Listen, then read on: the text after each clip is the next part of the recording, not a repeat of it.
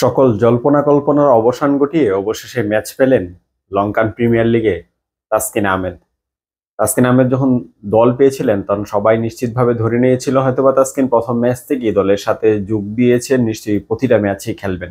কিন্তু প্রথম দুইটি ম্যাচ তিনি যখন খেলতে পারেননি, একাদশে জায়গা হয়নি, তখন তাকে নিয়ে কিন্তু পিছনের যে ওয়ার্ল্ড কাপের সমালোচনা সেটা অনেক বেশি উস্কে দিয়েছিল এবং সবাই ধরে নিচ্ছিল, গণমাধ্যমে যে ধরনের নিউজ হচ্ছে যে তাসকিনের ইনডিসিপ্লিনের কারণে হয়তোবা লঙ্কান প্রিমিয়ার লিগেও তাকে এই ভোগান্তিটায় পড়তে হয়েছে, তাকে হয়তোবা একাদশে রাখা হচ্ছে না। কিন্তু একাদশ কম্বিনেশনের একটা বিষয় আছে, সেখানে নিশ্চয়ই তাসকিনের কোনো হাত নেই।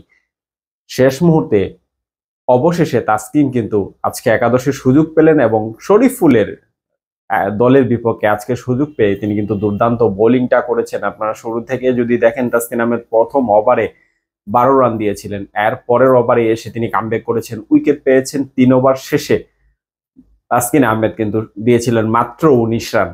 এরপরে শেষ ওভারে তিনি কিছুটা খরচে ছিলেন, কারণ যেভাবে অপোনেন্টের ব্যাটসম্যানরা চড়াও হচ্ছিলেন বোলারদের উপরে, তার দলের অন্য বোলাররা 57 রান 43 রানের মতো রান কিন্তু দিয়েছেন, সেখানে তাসকিন আহমেদ 30 রান দিয়ে 1 উইকেট পেয়েছেন এবং দলের জয়ে গুরুত্বপূর্ণ একটা ভূমিকা পালন করেছে। তার দল অবশেষে জয়লাভ করেছে মাত্র 2 উইকেটে। অন্যদিকে শরীফুল ইসলামের শুরুটা কিন্তু খুব বেশি ভালো হয়নি। বিশ্বকাপের আগে তিনি ইনজুরিতে পড়েছিলেন, সেই ইনজুরির কারণে তার বিশ্বকাপটা শেষ হয়ে গিয়েছে।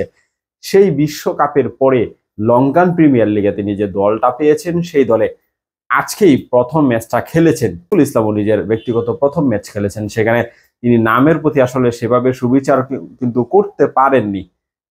4 ওভারে 43 রান দিয়েছেন, উইকেট শূন্য থেকেছেন।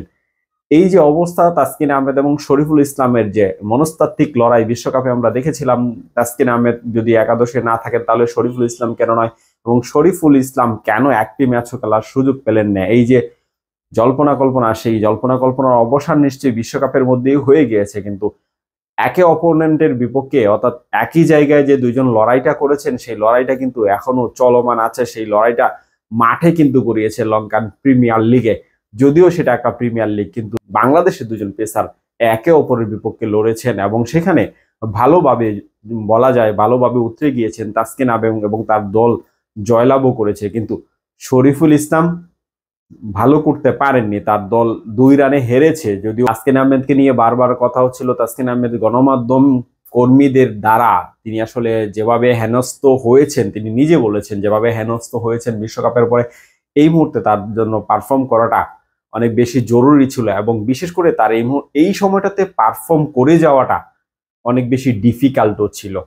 কারণ সোশ্যাল মিডিয়ার চাপ এবং অন্যান্য যে চাপ, সেটা কিন্তু তার উপরে নিশ্চিতভাবেই পড়েছে এবং তিনি প্রভাবিতও হয়েছেন, সেটা কিন্তু বোঝা যাচ্ছিল। কারণ তিনি নিজে ফেসবুক একটা স্ট্যাটাসের মাধ্যমে তিনি কিছুটা খুব প্রকাশ করেছেন। এর পরবর্তীতে কিন্তু বিভিন্ন গণমাধ্যমে তিনি ইন্টারভিউ দিয়েছেন এবং সেখানে যারা তাকে নিয়ে রিপোর্টগুলা করেছেন এবং সেই রিপোর্টগুলার সত্যতা নিয়ে কিন্তু তিনি আসলে কথা বলেছেন, প্রশ্ন তুলেছেন, অনেকের নাম ধরেও বলেছেন এবং অনেক মিডিয়ার নাম ধরেও তিনি আসলে বলেছেন। তিনি তার আক্ষেপের জায়গাটার কথা বলেছেন, তার ভুল কোথায় হয়েছিল তার ব্যাখ্যাগুলা তিনি দিয়েছেন। এই মুহূর্তে সব জল্পনা কল্পনার অবসান ঘটিয়ে তাসকিন আহমেদ অন্তত পক্ষে স্বস্তির যে জয়টা পেয়েছে এবং তিনি যে ভালো বোলিংটা করেছেন, সেটা নিশ্চয়ই তাকে কিছুটা হলেও আত্মবিশ্বাসী করবে এবং বাংলাদেশের ক্রিকেটাররা অন্যান্য লিগে গিয়ে ভালো পারফর্ম করুক, সেখানে দুর্দান্ত পারফর্ম করে দেশের সুনাম কুড়িয়ে আনার পাশাপাশি এক্সপিরিয়েন্সটা বাংলাদেশ জাতীয় দলের হয়ে কাজে দিবে, সেই প্রত্যাশা আসলে সবার। এই মুহূর্তে তুফাইল আহমেদ নাবিল, ডেইলি পোস্ট 71।